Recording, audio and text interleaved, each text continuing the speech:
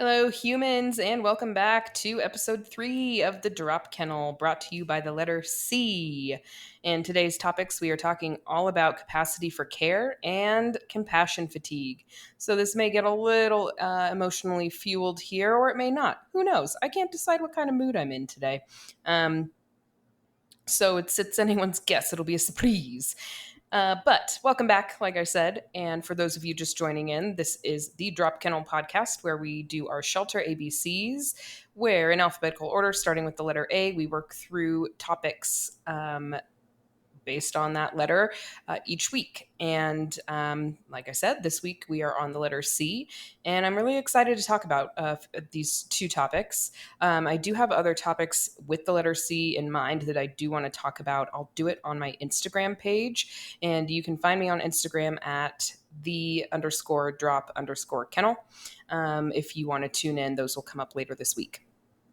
And those topics are going to be confidence and competency, which are very important to talk about. But for today's platform, we're going with capacity for care and compassion fatigue. So let's go ahead and just jump right in to capacity for care. This is a tough one to talk about because it rolls into so many aspects of the shelter environment. There are often a lot of discussions on capacity for care when we are in our outcomes meeting, talking about mainly more on the medical end of cases. So we're talking about medical cases and whether or not that animal should be humanely euthanized based on their quality of life. That can also sometimes touch, it's a very, very blurry, messy little line there, but sometimes touch on that capacity for care. The reason it's so blurry is because if you are a no-kill shelter, you do not kill for space or length of stay. But if you are low on resources and let's say you've had a mass, staff turnover event, or you took in a hoarding case, or you have taken in more animals than have been that had an outcome, capacity for care can then become a little bit of a topic within those outcome meetings. But what it also touches, which is more important, is the staff. I think when I first started in sheltering, I didn't quite understand or grasp the concept of capacity for care. I had made my own expectation for myself to ensure that every single solitary animal in that building got loads of my time every single day. And that led to burnout real quick. So I like to utilize capacity for care as a measurement of, what can we do each day? And it helps give you an idea of what expectations you can have for that day based off of your daily capacity for care versus, what are you going to have to let go of for that day? What tasks or goals are you not going to be able to reach based off your capacity for care? I know that's an ongoing battle in every single shelter. So before we, really get into it, let's talk about what is it? What is capacity for care? So capacity for care is an organization's ability to meet the needs of every animal admitted into the shelter. So broad definition, right? Because that can be taken and perceived in a number of different ways. So there are multiple different ways to calculate your capacity for care. I will leave a couple links to a couple industry leaders and how they calculate it. And the one I'll leave that's, I think, most impactful is the one from ASPCA, where they break down housing capacity for care, behavioral need capacity for care, staffing capacity for care. They kind of break it down almost by department, and that's very helpful. So when we talk about capacity for care, we are looking at how many animals are in the building, how many open spaces we have for those animals, where they can still be comfortable. So for the shelter I worked at, for dogs, we had double dog runs, where if we needed to put the guillotine down, we could create two kennels within one.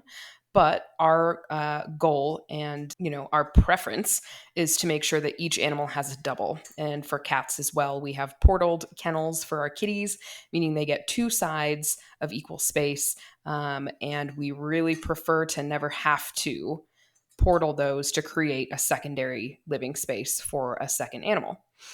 Doesn't always happen, but we're the shelter I was at was really lucky that I don't think I had ever been there when we needed to guillotine kennels for dogs. We did take in a feline hoarding case where we absolutely had to portal every kennel just about in the building in order to um, let these cats have a new place to stay while we were helping, getting holding them through the hoarding case, and then getting them new homes.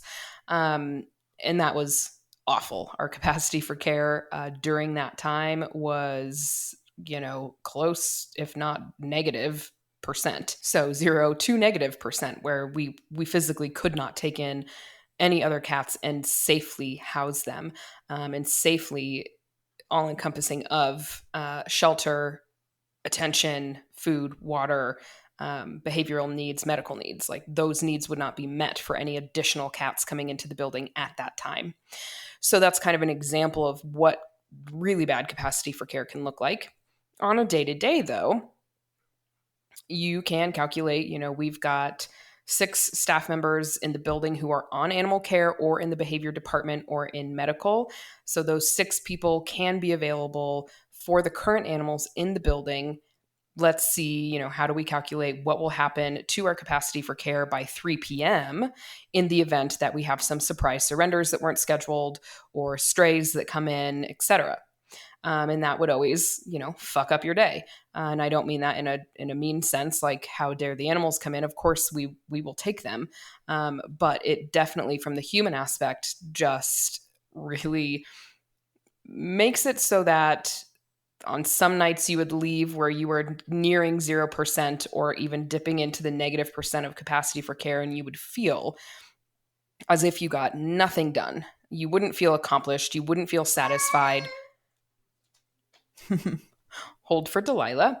Um, wouldn't feel satisfied. It would just be, you would just feel very defeated as you were driving home.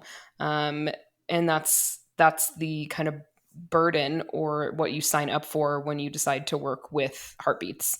So there's that. When we're calculating it, I don't think my shelter ever ended up implementing this, but I know my OD had a really great idea of having this traffic light system of calculating capacity for care, whether it be for the day or for the week. And, if our capacity for care was above 80%, she would have, the idea was putting up a green light or representation of a green light somewhere in the building, but putting that green light up saying, hey, we've got green light capacity for care. This means we can make more in time for enrichment for our long stays. It means we can actually maybe do some dishes. It means we could clean out the garage. It means we can sort through the donations.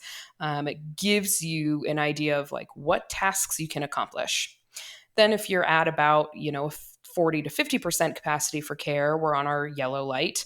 And that is, hey, proceed with caution, just focus on current animals in the building, and let's try and really push for, getting some adoptions, getting some animals out the door so that we can relieve that yellow light back to a green light.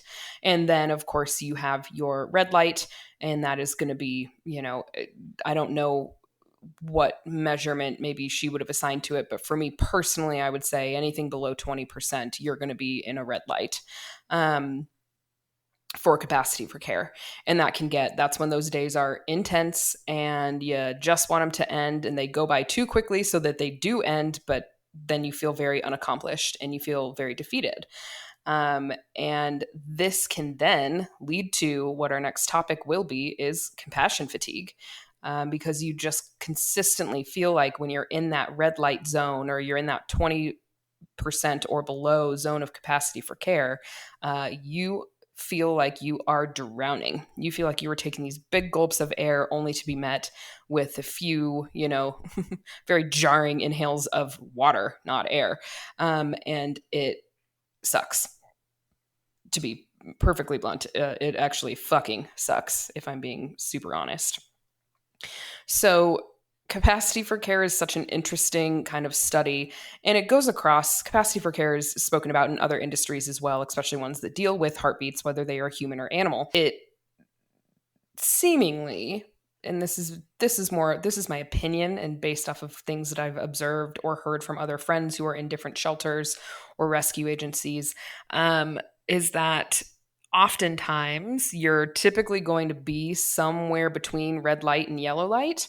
So your higher ups, your senior staff, and your leaders of your organizations then have to mitigate what things or fires they're going to put out.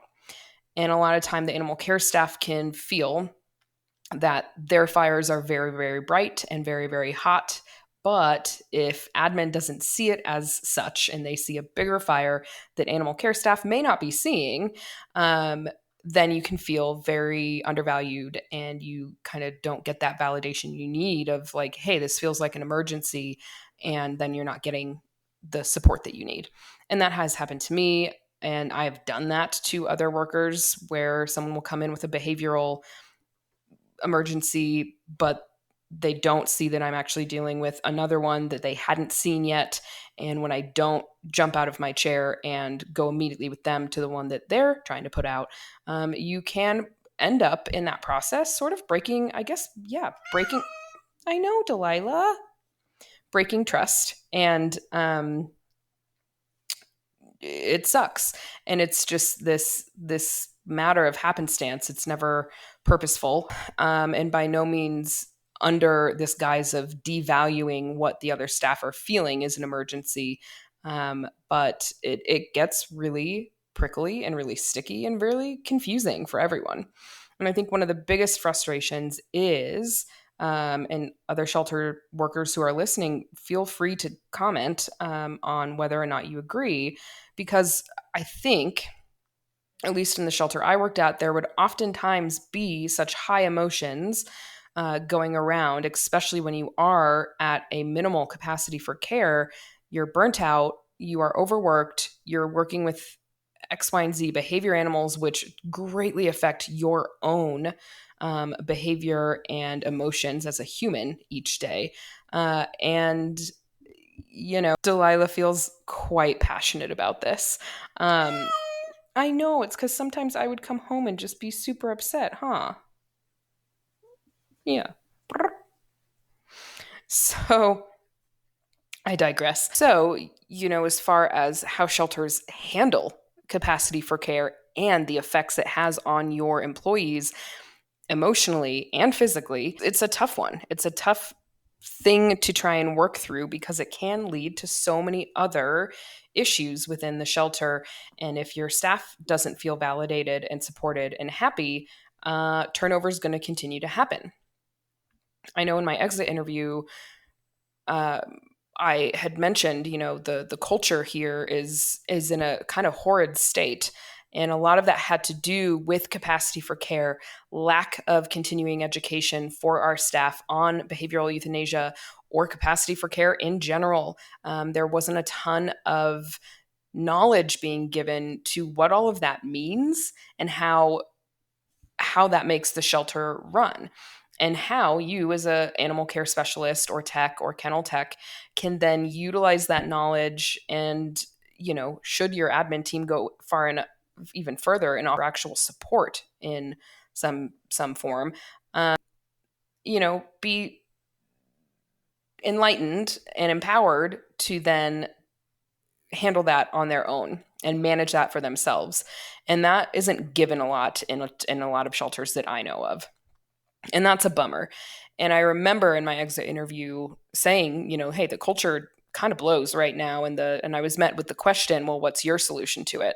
And at the time I didn't have an answer. And at the time I also didn't clock that shouldn't have felt good. That wasn't a great feeling to be met with that type of rebuttal versus validation, because it was clear. Everyone else in the building could see that the culture was shitty, but God forbid anyone acknowledges it and tries to do something about it. And this isn't me bitching about anything or anyone in my shelter. I love everyone there. This was just one of those situations and conversations that just didn't lead to anything productive. And I kind of knew going in that it wouldn't. And that's okay. But that does speak to capacity for care and compassion fatigue, to be honest, because when your decision makers within the building know that we're at capacity for care, or we are, in that red zone, or, we're in the yellow zone, but nearing the red zone, but they have all these other fires to put out that we aren't seeing, like budgetary issues and whoever is complaining and trying to sue the shelter for whatever reason. That's an example that wasn't going on at the time at my shelter. But there's so many other things that aren't given transparency, so that there's always going to be conflict between your decision makers and your staff. And now that I'm away from the shelter and I've had time to think about it, and I've started this journey of mine with the drop kennel to really be able to talk through by myself, like I am right now on my couch with my cats in my pajamas, is a really healing process, and is giving me some forethought and new ideas of, okay, when I'm ready to jump back into sheltering, or if I want to consult with other shelters, I have some hindsight to see what could have been done and what would have been possible. But all of those things and all of those decisions and changes have to do with daily capacity for care. And that capacity for care is never consistent. It can go from red to green to yellow in a day. And then you multiply that by every day of the week, and it's just wild. It's wild. So those are some of, I guess, my, for those of you listening in and who have continued to listen into each episode, thank you. You might be gathering the notion at this point that I like to take people on journeys when I talk, and that's a lot in thanks to my ADHD, but that's not why we're here, Well, we're here for the journey, but maybe not here for my explanation of it. So I'll shut up on that. Let's talk about how to look at some data at the end of each year or beginning of each year to see maybe how you can find some solutions. So for those of you who utilize shelter software, whether it's Pet Point or Chameleon or whatever it may be, what I really loved using, we used Pet Point, and what I loved looking at were stats and what kind of reports I could pull. And when it comes to capacity for care, you can look at your year over year intake and outcome numbers. And then you can look at, this wouldn't be within Pet Point, but then you can go to HR or your ED or whomever would know this information and look at your year over year staffing and turnover. And then you can put those numbers next to each other and see where the trends are. Where are the trends? What time of year do most staff tend to leave and quit the shelter? What time of year do we tend to have a huge hiring uptick and have staff stay for more than 3 months, for more than past their training? What time of year do we have more intakes? So I think it'd be curious to have shelters start looking at those numbers and doing that sort of study at the beginning of each year of, all right, what did last year look like? When did we lose people? Why did we lose people? Did it have anything to do with our capacity for care? If you see a crossover of, hey, in May, 3 animal care staff quit and 1 admin quit, and one of our front desk coordinators quit, and within that month, we also had, let's say 100 additional intakes than we did the year before. And then you can break it down even further and say, all right, Pet Point or shelter software, what were those 100 additional intakes? Were there behavioral issues? Were there medical issues? And I know in a lot of cases for the shelter I worked at this year, we had a really big uptake in orthopedic issues with dogs and cats. It was very strange. And again, those numbers were small. When you look at it from big picture, I mean, I think we had an additional, I don't know, I want to say under 10, but that was 10 more than normal. And that was 10 more that needed extra budgetary needs in order to do outsourced, treatment from vets. And that affected our capacity for care. So, that's kind of the beast of capacity for care. It's this, Medusa head of all of these snakes reeling their heads in every which direction, and you never know when they're going to strike. So you just got to be, your head needs to be on a swivel and be a bit of a bobblehead and be ready to duck and cover and run, or, get a sword and chop off that Medusa head when you can. But I digress. Back to using that shelter software to really maybe take a more in-depth dive of how capacity for care affects every inch and corner of your shelter, and seeing if there are solutions to be found within those data points to help with other major issues like turnover. I am a firm believer that there is a solution for every problem. You just got to figure out where and how to find it. So I think utilizing your shelter software and really doing your capacity for care calculations daily and recording it so you have that as data could be really, really helpful. So there's that. All right, so let's jump into compassion fatigue. This is a topic I'm definitely passionate about because unless you work in a shelter, an animal shelter, you just don't know the amount of inadvertent kind of trauma that we absorb every single day. So other professions that go through this as well, like first responders, medical, you know, emergency response, doctors, so on and so forth, nurses, hospice care workers, therapists. I don't know how my therapist handles me sometimes, but compassion fatigue is something that I didn't even really knew existed until I entered the shelter world.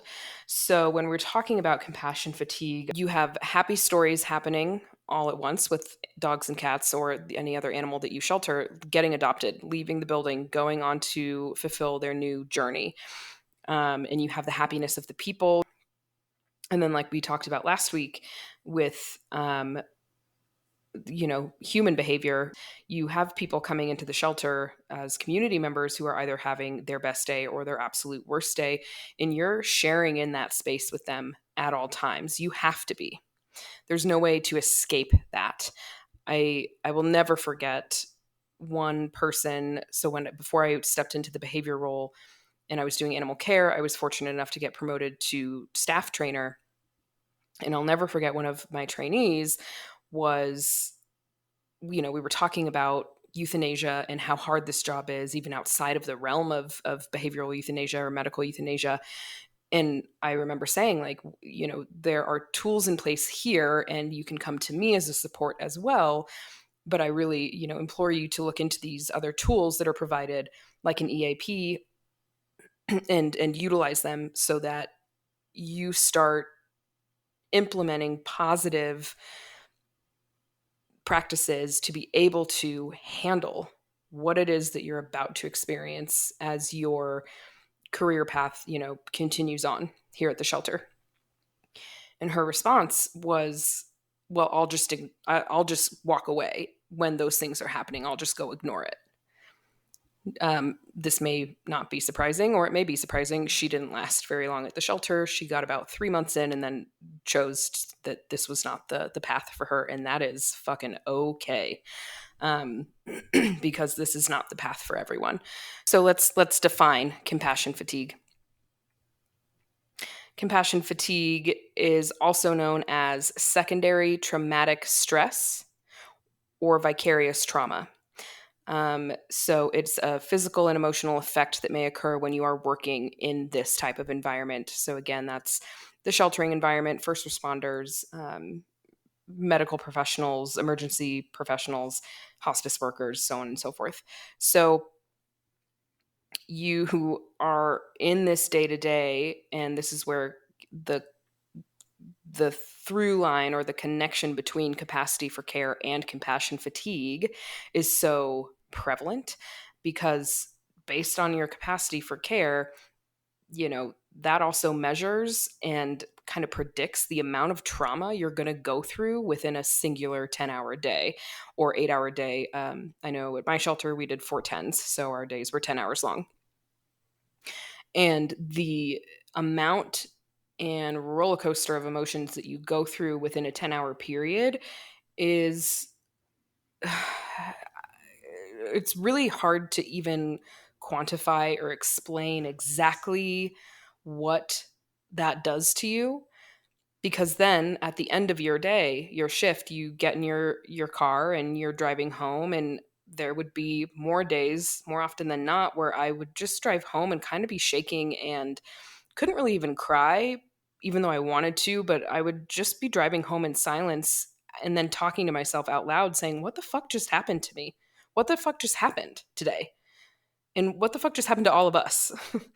And then getting home and knowing that, your coworkers just went through it as well, but not wanting to push a boundary of contacting them to vent or talk about it so that you can process it. And then knowing that even your intact support system, like your family or your friends who are outside of sheltering, um, knowing that like you might not want to be calling them either, because if you're needing to talk about in detail what you saw that day, they might have a boundary. So I'll never forget, when I first started working in sheltering, and my sister Courtney, otherwise known as Corn, had made a comment about, like, she said, "I can't even really walk into a shelter without getting pretty upset." um, my family as a whole, we're all fairly hypersensitive people, so experiencing stuff like that, we each handle it very differently. And when it comes to, my sister and sometimes my mom, hearing that, hearing situations from me secondhand, that's not fair to put on them either. And I remember being appreciative that my sister said, like, "I can hardly walk into a shelter," because although there wasn't a strict and firm boundary said, like, it was never said, "Please don't share these stories with me, I can't handle it," the context was there. So reading between the lines, I was like, okay, checkmate, got it. I'm not going to be calling. And I don't think I would have, and either way, because she's my sister, I know her. But that's not something that your experiences within this career form and environment isn't something that you can just share with just anyone. You can, but you also got to remember that you're then forcing secondhand trauma, I guess third hand trauma in this case, onto them too, and then hoping that they manage it within themselves, and within that management it helps you manage it. So compassion fatigue is a real ugly piece of caca, and it is prevalent within the shelter world and the vet med world. I know when I went to HSUS Expo in Orlando, I think it was a couple years ago, they talked about how prevalent, I think it was that year, how prevalent suicide rates were with people working in vet med. And that still to this day sticks with me, because I remember sitting in the conference room. I actually had to get up and go to my room for a second. I had a really powerful somatic visceral response to that piece of information where, I mean, I got immediately dizzy, had the sense that immediately I was going to get a migraine. My throat kind of got really thick feeling, and that information just zapped me. Because just sheltering and animal welfare is just this ongoing beast of true information and then misinformation and passion behind every person's opinion, because animals fucking hit different. And to go into this career, have to learn on the fly as you're in the thick of it how to manage and compartmentalize all of this stuff that you're witnessing is I can absolutely see how a lot of people in vet med or a lot of people in sheltering would hit that limit of, there is zero hope. You can't, I can't move forward. I don't feel whatever it may be, and then choosing to leave the planet. That's fucking serious, obviously. So that's kind of compassion fatigue. Yeah, you're having this high stress and exposure to trauma every single day. On top of that, and that trauma can come from the animals, from the people with the animals. It comes from every direction, but then Then you go and you do, your potty breaks for the dogs, or you go try and help socialize a unsocial or very fearful cat. And then you are sitting in their energy and you can feel it, and it's devastating. Um, going to do a potty break and letting out 5 high arousal dogs and then 2 super fearful dogs and then maybe 3 seemingly balanced dogs or kind of bomb proof dogs. You are just you're sharing this leash, you're sharing a tether with them as you're quickly moving them through the shelter just so they can go outside and pee, and the over arousal dogs are leash chomping and accidentally getting your arm or humping the shit out of you, and just desperate for someone to help them regulate their nervous system. All the meanwhile, you can't even regulate your own because you are at low capacity for care. You're at 0% in the building and as a human. So it just becomes this haze and this kind of fog that you're living in. And once you're in it, and you never realize when you're in it until it is way too late, because you can say, I'll never forget some of the more senior staff members when I first started, month 3, and I'm still super pumped to be there. I'm getting there fucking early as shit, like ready to go. And they're like, "Oh, you're in your honeymoon phase. You'll see." And I kept saying like, "No, I'm not built that way. I love this. I love this. Never going to happen." And then 6 months rolls around and they're like, "Wow, you're still in your honeymoon phase. You'll see, you'll see." And I'm like, no, I'm in this. I'm in it to win it. I'm here for this. I, hadn't had the flooding of trauma yet, even though within that 6-month period, I had already experienced a lot of it. And then you get to the 8-month period, and I get attacked by a dog, actually, and fortunately didn't get severely injured, but it was fucking terrifying. And then you get to the first year, and then I got a promotion. And then I was like, now I'm moving forward. And they kept saying, "You're in your honeymoon phase. You'll hit a point where you will be jaded." And I was so offended by those comments. The point being, all of a sudden, 6 years later, I start going through some personal traumas outside of work, and then have zero capacity in my mind to even remotely separate the two, because I had gotten to the point where I was so burnt out and so tired of serving my community, and had zero time for myself and had zero comprehension of self-care in general, as far as how that could be helpful for me. Instead, I was just in it. I was in this stew of shit, and started finding it hard to remotely even consider brushing my teeth sometimes because I was too tired. Washing my face? Absolutely not. Taking a shower after work? If I touched a ringworm cat, maybe. And that's a lot to share, and that's embarrassing for me to share, to be quite honest with you, but I will do so because I do know I'm not alone in that. But you just have this cycle where all of a sudden you do bring your head up for air for like the quickest breath you can catch, and you get this glimpse of this past of where you've been within this career. So you lift your head up and you start looking around and you take a quick breath, but you see that you are in like this war torn post-war setting, it almost feels like, where there's rubble everywhere and you can't find a sliver of yourself. I don't know that there's a word for what that feels like when you do catch that glimpse, because it hits you square in the fucking face. And then you get to the point that I got at where I was like, well, shit, now I'm aware of it. Now it's affecting every day when I come into the shelter. I can't ignore this any longer. I think a good example of what can happen when you ignore compassion fatigue and burnout, because they are fairly within that same company.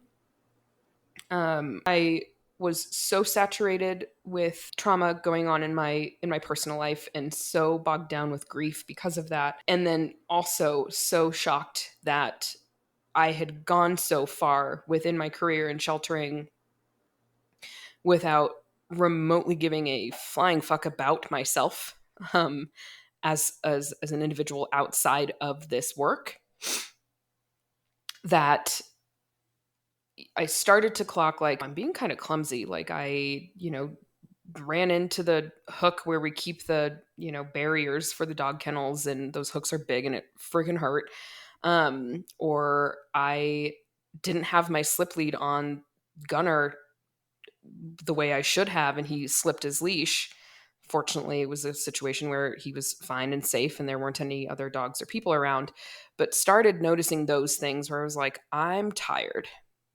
I am very tired, and not just in the sense that I didn't get a good night's sleep. I am very, very dangerously tired.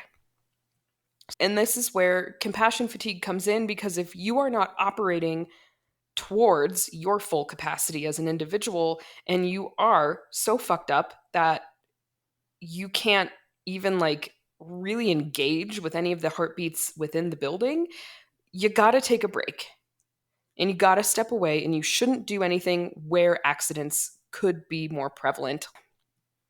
So, had I clocked my symptoms of compassion fatigue and burnout sooner, I may still be at the shelter.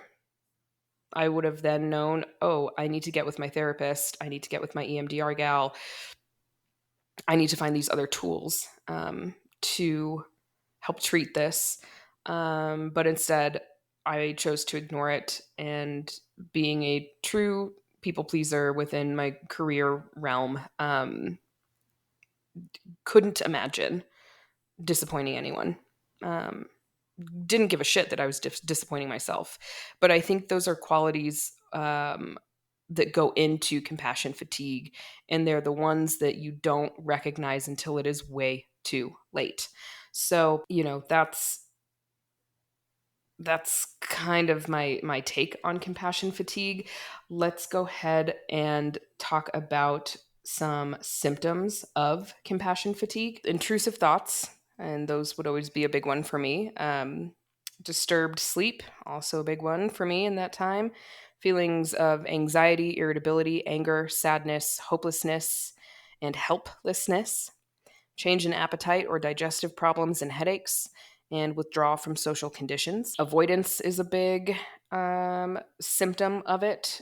So, efforts to avoid situations that remind you of the animal's sufferings. And I think one that maybe isn't talked about, but certainly there, I hope I'm not the only one who felt this way at some time, where I would be frustrated with the animals I was working with. Where I think the other more pivotal point where I clocked it towards the end of my career within that shelter was my office dog Gunner. He was a Velcro dog, and typically that is my type. That is my type of cat. That's my type of dog. Not so much my type in men. Keep your distance, but the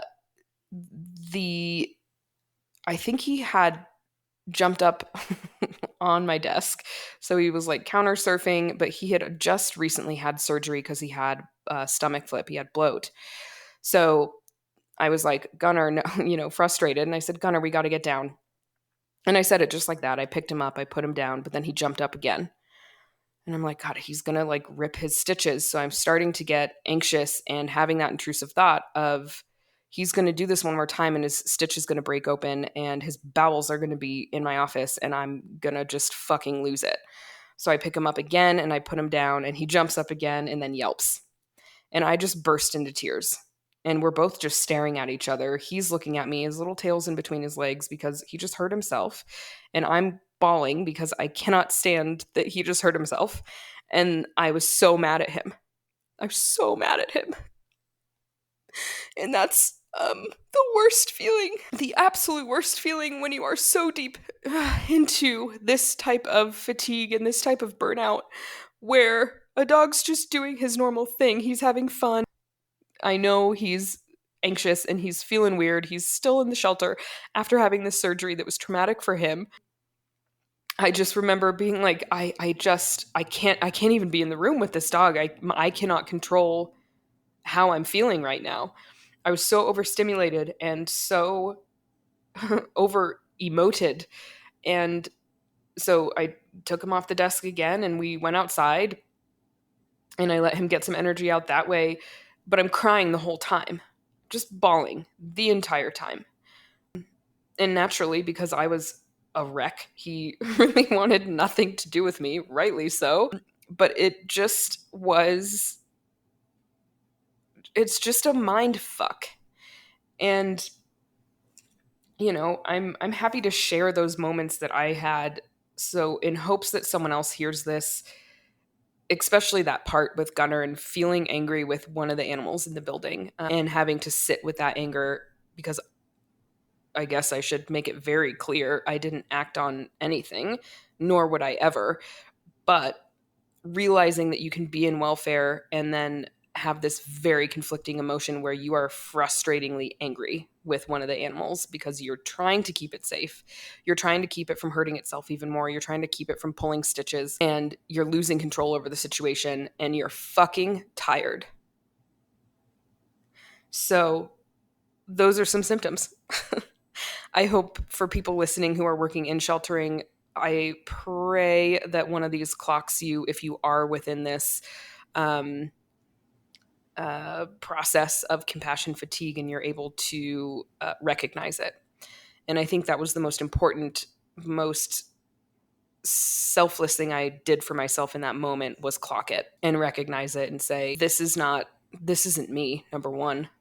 Typically, when I'm seeing dogs doing funny behaviors that I know I'll hear about later in a behavior consult once they're in a home, I mean, I just kind of chuckle because they're just behaving their way. Anyway, but I think when I started to be more insightful about when I maybe thought this was actually setting in, and how I missed it, I definitely, went that avoidance route, which is one of those symptoms where maybe 3 years in is when I could probably backtrack and say, okay, this is when I was starting to, step into more of a organized behavior position. This is when I was taking on more responsibilities. And there were moments where I would come home and not be able to even verbalize how I was feeling. I would just become an absolute zombie. I guess know that. So when it comes to compassion fatigue, you've got to, we'll move away from the more emotionally charged examples and things that I experienced, because those just scratch the surface. But it is something widely spoken about in shelters, and I guess I'll wrap up today's episode by talking about what if your shelter administration and senior staff can do. So this is from depending on what type of shelter you are, board members, executive directors, operations directors, or CEOs, whatever it may be, is I think validation is the quickest, lowest hanging fruit form of support that you can offer your team. So we go back to when I was talking about my exit interview and how my shared observation of like, hey, the culture here is getting pretty wonky. We're at capacity, for care. I think everyone is fatigued and burned out. And I was met with the question of what's the solution versus okay, I'll take that into consideration, which I think in hindsight is something I would have preferred to hear. Now that I've got distance from it and I've had some time to just kind of work through this myself, is having someone validate what you're feeling without you even really needing to say anything would have spoken volumes to me and would have benefited me. And I look at, the animal care techs within the shelter that I was working at now, because I still keep in touch with a lot of them, and seeing them experiencing the same type of fatigue and burnout, but not getting any sort of validation that that's real is really frustrating to see. So that's number one for the shelters listening. If you want to advocate for your employees who are the ones more on the front lines dealing with the animals every day and experiencing these things that you don't see because you're in an office or doing whatever, you're on that senior staff management level to keep the shelter running, which I am not downgrading that in any way, shape, or form. But there needs to be at least like have a staff huddle and just check in. Hey, this week was fucking crazy. I want to validate that I can only imagine how many emotions you, as the kennel techs or behavior department or vet staff, are feeling. Recognize that. Like, that's a very small act that could have big impact with your employees, which in turn may help strengthen retention. I don't know though. It's just that I know for me, having someone validate the fact that you just experienced something traumatic, regardless of the measurement or intensity of trauma, um, is really helpful. So I think another thing you can do for yourself if you are experiencing it is utilize an EAP program. So that's Employee Assistance Program. So that is a program that can offer free, yep, I said free mental health support, as well as other types of support. But in this realm of compassion fatigue and shelter working, um, I think this is a really beneficial tool that not a lot of people take advantage of because of whatever reason. I don't know if it's the stigma around therapy or what, but it is confidential. So it's not like they're going to report to your employer, so and so came and said this, and this, and they're really struggling. I want to speak to one woman who is just an absolute industry leader in compassion fatigue. Her name is Jessica Dolce.